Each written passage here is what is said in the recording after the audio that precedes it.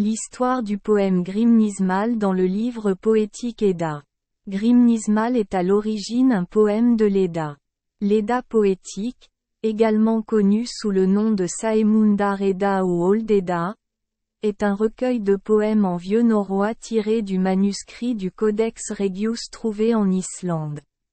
Avec l'Edda en prose, Snorra Edda, de Snorri Sturluson, l'Edda en vers est la source la plus importante de mythes nordiques et de légendes héroïques. Grímnismál raconte l'histoire du pari entre Odin et Frigg au sujet de leurs deux fils adoptifs.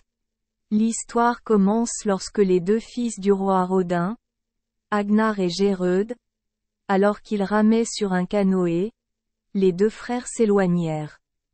En mer, une folle tempête grondait, et leur bateau a dérivé vers une île lointaine. Ici, les frères ont rencontré un couple adoptif. Le mari a élevé Geirröd et la femme a adopté Agnar. Le couple d'agriculteurs ici est Odin et Frigg. Quand le printemps arriva, ils donnèrent un bateau à Agnar et Geirröd. Alors que le bateau venait d'atterrir, Geirröd sauta à terre, poussa le bateau et Agnar sur l'île et dit : « Allons-y avec le troll. » Le bateau dérivait vers la mer tandis que Geirröd revenait en courant sous l'accueil joyeux de tous. À la mort du roi Raidung, Geirröd devint un homme célèbre lorsqu'il fut couronné. Un jour, Odin et Frigg étaient assis sur une chaise et regardaient le monde. Odin demanda à Frigg : « Vois-tu ton fils adoptif dans cette grotte là-bas avec une géante et avoir des enfants avec elle ?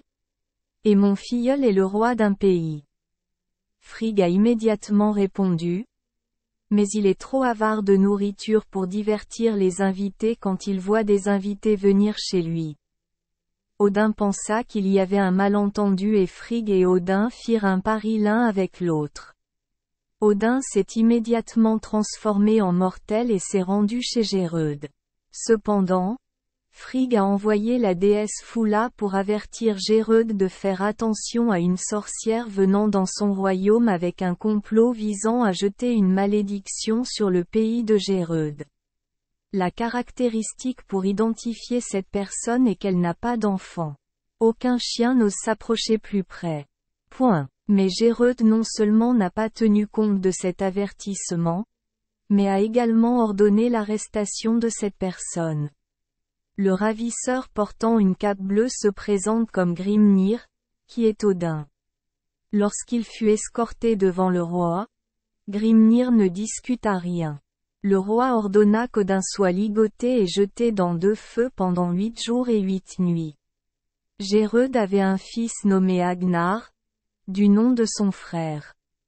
Agnar a rendu visite à Grímnir, lui a donné une tasse pleine à boire et s'est excusé pour les actions cruelles de son père consistant à torturer des innocents. Grímnir but la coupe entière d'un seul coup, en même temps que le feu brûlant brûlait sa cape. Il chante et rime à la gloire d'Agnar, énumérant les royaumes des dieux et leur vie, le frêne Yggdrasil, les Valkyries, le cheval solaire et le loup Skoll, ainsi que la création du monde.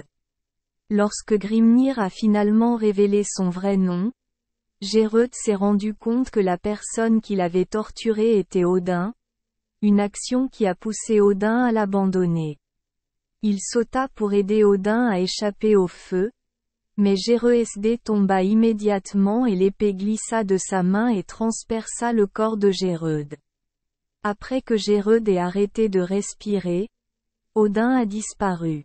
Agnar fut proclamé monarque par le peuple et dirigea le royaume pendant de nombreuses années.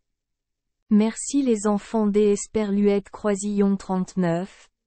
Avoir écouté des contes de fées au jour Esperluette Croisillon 39. 8.